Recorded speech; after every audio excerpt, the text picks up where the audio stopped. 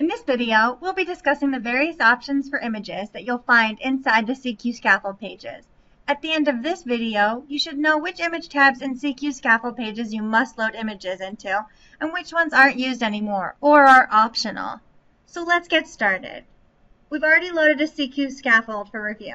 This is the scaffold landing page. The nice thing about this new landing page is, once images are loaded, you'll be able to see the snapshot of where the images are placed around the website.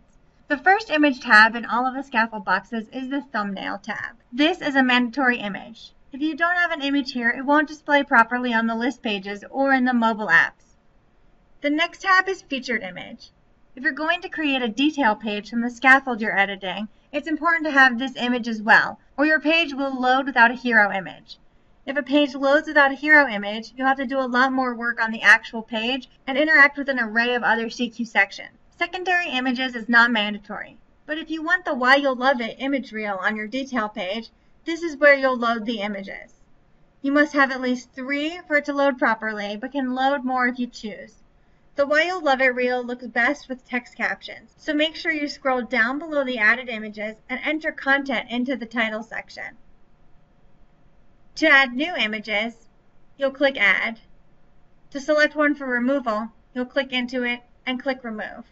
We're not going to do that in this instance since this is the live CQ scaffold. HR Portrait Image and HR Portrait Secondary are legacy tabs. They are no longer in use. You won't need to add any images to them. HR Landscape Image and Secondary are what power the digital directories that currently live in the link. If you want your scaffold to appear properly in the directionals, you need to add in these 2 tabs. HR Landscape Image is mandatory for the directionals.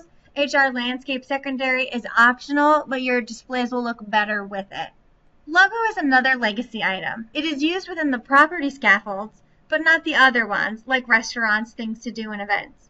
Unfortunately, it is a required field, so you'll need to throw an image in there to save your scaffold, but it is definitely not used anywhere currently. That being said, you shouldn't drop in something strange in case this changes and becomes live at some point in the future. HR Logo is not used. You don't need to put anything in this tab.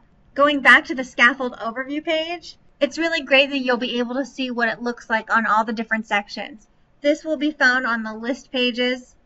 This is what your detail page will look like. This is the featured image. These are the images that go to the Why You'll Love It section. In this case, there were only 3. If you add more, automatic arrows will come onto this, and you'll be able to scroll through these images. You should now have a clear understanding of which image tabs you need to place images and which ones aren't used or are optional. Image sizing requirements for all of these fields can be found in the description below.